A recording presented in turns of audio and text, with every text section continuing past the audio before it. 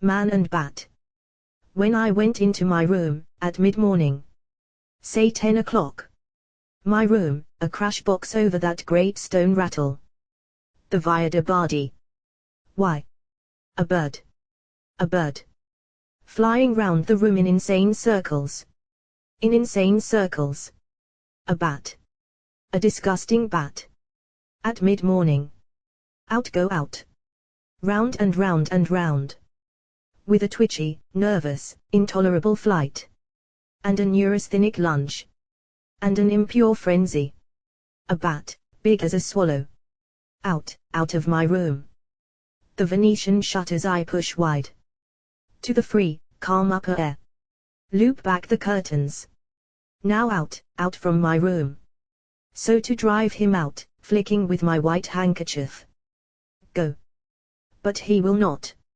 Round and round and round. In an impure haste. Fumbling, a beast in air. And stumbling, lunging and touching the walls, the bell. Wires.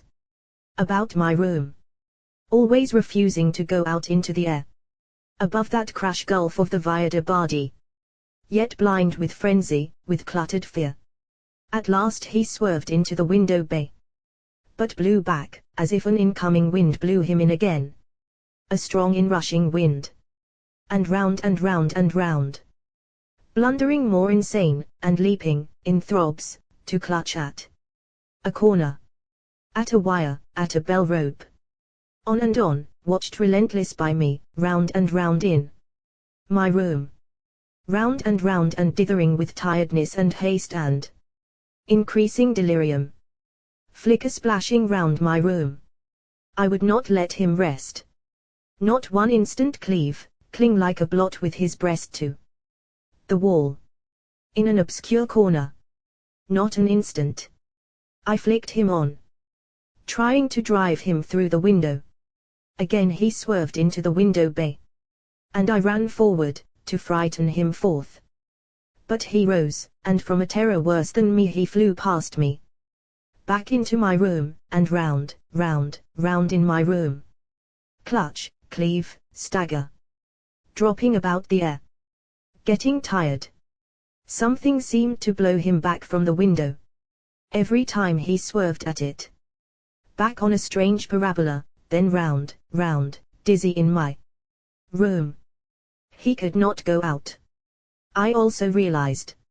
It was the light of day which he could not enter. Any more than I could enter the white-hot door of a blast furnace. He could not plunge into the daylight that streamed at the window. It was asking too much of his nature. Worse even than the hideous terror of me with my hand kerchief. Saying, out, go out. Was the horror of white daylight in the window.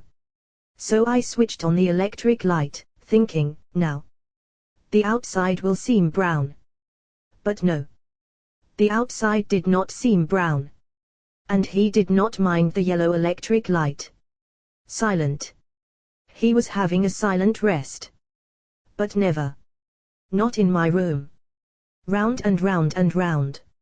Near the ceiling as if in a web. Staggering. Plunging, falling out of the web. Broken in heaviness. Lunging blindly. Heavier. And clutching for 1 second's pause. Always, as if for one drop of rest. One little drop. And I. Never, I say. Go out. Flying slower. Seeming to stumble, to fall in air. Blind weary. Yet never able to pass the whiteness of light into freedom. A bird would have dashed through, come what might.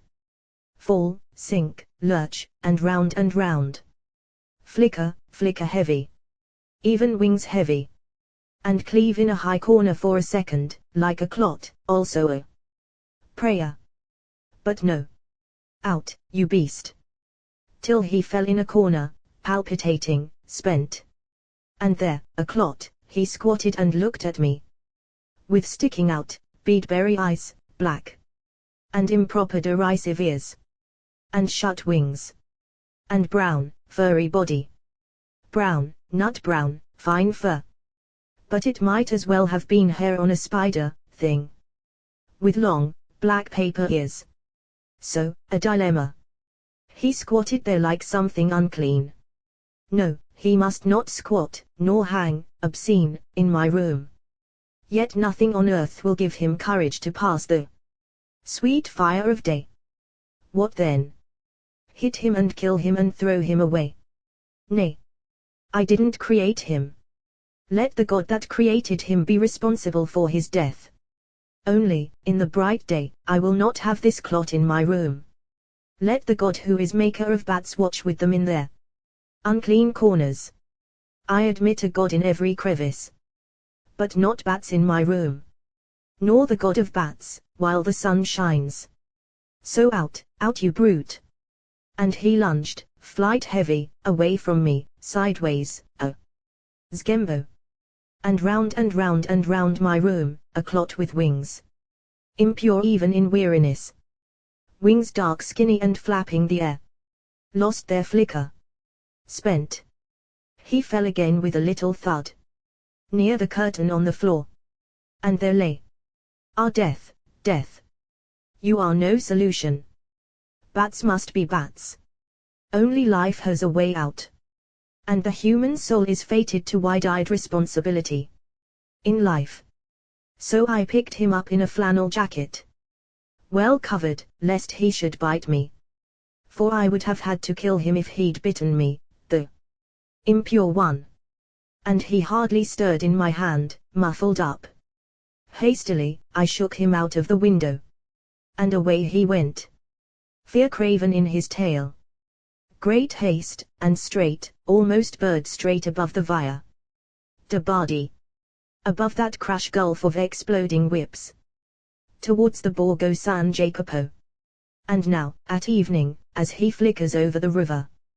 Dipping with petty triumphant flight, and tittering over the sun's departure. I believe he chirps, Pipistrello, seeing me here on this terrace writing. There he sits, the long loud one. But I am greater than he. I escaped him.